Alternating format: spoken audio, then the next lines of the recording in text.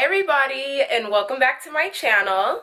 Today we are going to be talking about what to do if you hate working out.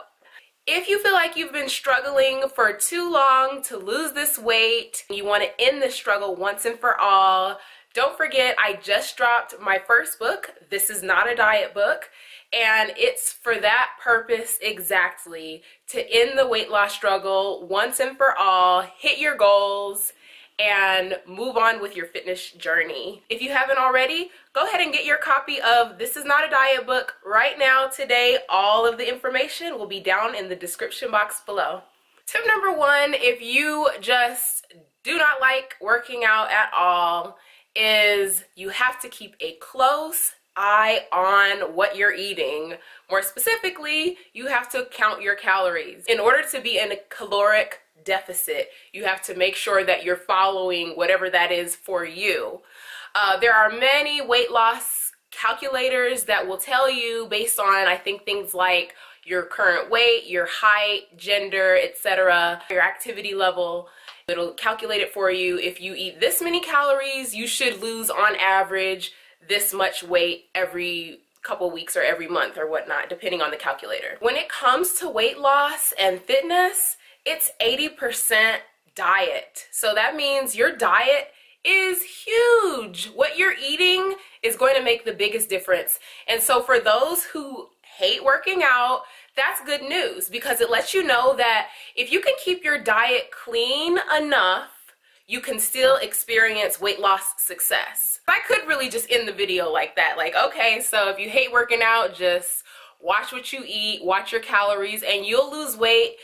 Much love to you and much success. Have fun. I could end the video here, but the reason I'm not is because if you haven't already noticed, when you see people who lose weight based only on the way they eat and no activity, like zero activity, you can tell in the way that they look, like they look kind of like the same but just smaller. You know what I mean? And they don't quite look that healthy. You know what I'm saying? And just the shape is not coming. It's like, yeah, you look better and I'm glad you're at a more healthy weight, but yeah, you know, we want to look put together. You know, we want to look snatched and tight, and we want to look like active. We want our muscles to look like they're alive. Okay, so tip number two is move around as much as possible. So this is quite simple, honestly, and this could be so much fun. Like, this tip could be so much fun, and I would honestly recommend this tip for women even if you do love to work out. Even if you go to the gym all the time, I would still recommend this because it's just good to live in this way. So move around as much as possible. Examples of that: run errands. Like, just be on the move. Like, if you have extra time and you could either spend a couple of hours on the couch watching TV, or you can choose to get up, go to Walmart, walk around Target, go to Ulta. You would not believe how big of a difference that can make, just being active instead of just sitting around all day. If you have the time to be sitting around on the computer, on Instagram, watching TV, then you could just be getting up and going experiencing the world. Another thing when it comes to moving around as much as possible, around the house, okay, all right. I challenge one person to tell me in the comments if they can't honestly say that there is always something that needs to be done around the house. Be it cleaning, be it fixing something, be it yard work, be it, you know, you can improve something. Even if you have your house completely spick and span at all times, you can always redecorate something. You could always say, you know, I've always wanted to plant some tomatoes in the back, or plant a little flower bed in the back.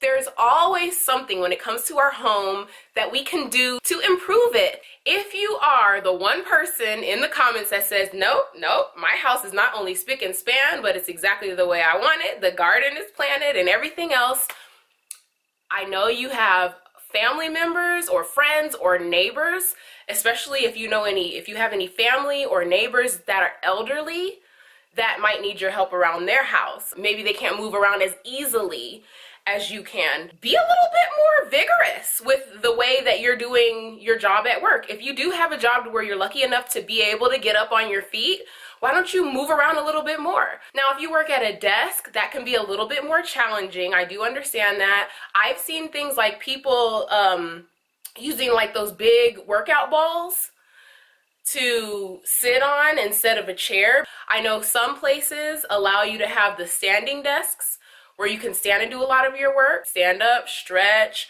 or just do something like this. Maybe you don't stand up, maybe you just do this every couple of minutes or something like this. You know, just move your body at work as much as you can. And another thing, do not underestimate the power of the pace. Just pace, okay? Whether you're at home, whether if you could just be outside, just pace. You can be on the phone or just talking to someone. You don't have to go anywhere. You can just walk up and down your hallway while you're on the phone, while you're on Instagram, walk up and down the hall, stand in front of your house. If it's a nice day outside, you can just walk back and forth in front of your house on the sidewalk.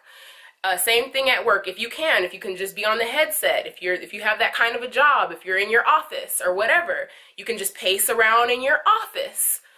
Pace. Do not underestimate the power of the pace, because if you're doing that a lot, if you're on your phone or whatever you're doing, talking on the phone for 2 hours, working in your office, you can just close the door of your office and you're just working and you're pacing. That's 2 hours of walking. That's huge. That's active. Tip number 3 is find activities that you like to do. So this is anything that pretty much is working out, but it doesn't feel like working out. Sports. If you enjoy sports and you used to play, like you used to run track and you used to love it, get back out there and start running again. Are you curious about any sports? Have you ever thought like, you know what, I bet I would be good at tennis if I ever tried it, or volleyball, or I bet that would be enjoyable for me. I bet you, I don't know, if I got out there and played some softball and joined a local novice softball league, I would have a lot of fun. It is exercise, but it doesn't feel like exercise. You're just out there having a good time. I am a lover of nature. Like, I love nature. I love everything about it. It's just, to me, it's one of the best blessings that we've been given, is just the ability, all of us have it for free, to just step outside and look at the sky and the mountains and the trees and the plants and the flowers. And did I say the mountains yet? The mountains, and if you live by water, the water and the sand and the animals and the birds and all the sounds. Like, it's just, we are so blessed, and all of us have that blessing equally, to just step outside and enjoy nature. So if you feel that way on any scale, just go outside and take leisurely walks. Grab your cell phone, or if you have a camera, a nice camera, just go out there and just capture the beauty. But you're moving your body. This is the funnest one. This is the funnest one, okay? We all can do this, okay? Dancing. If we're at all kindred spirits, which I know that we are, girl, I know you like to dance. Even if you can't dance, I know you like to dance and you enjoy it. So dancing is a huge way to be active, for real. Like, we all know, you got the right songs on and you're really getting into it. Dancing is definitely a great workout. This is what I had started doing. Maybe you want to get better at it, like, you know, hip hop dancing, or something real simple. And this is kind of like what I was doing. Maybe you want to get better at things like twerking and stuff like that. Maybe you're like, maybe you watched that new, I think it's a Cardi B video. I don't even know whose video it was. I think it was the newest Cardi B video. It had me like, I need to learn how to do some stuff like that. Maybe it's not twerking. Maybe it's hip hop dance. Maybe it's ballet. Maybe it's, I don't know, jazz dancing, whatever it is. Maybe it's salsa dancing. YouTube has everything. Everything. If you hate working out, girl, dance your ass off. Dance, dance, dance. The 4th tip is get a partner in accountability.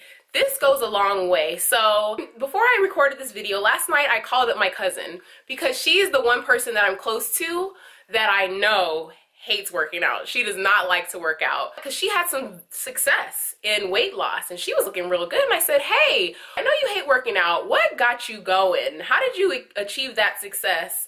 And she was working out. She got herself to work out even though she hated working out. And she said, well, partnering and accountability with you went a long way. She said that it gave her that extra push to just do it anyways. And it wasn't hard for her at that point. When she had that extra push, she had a partner, someone that was there doing it too. It gave her that push and that drive to just do the workout anyway.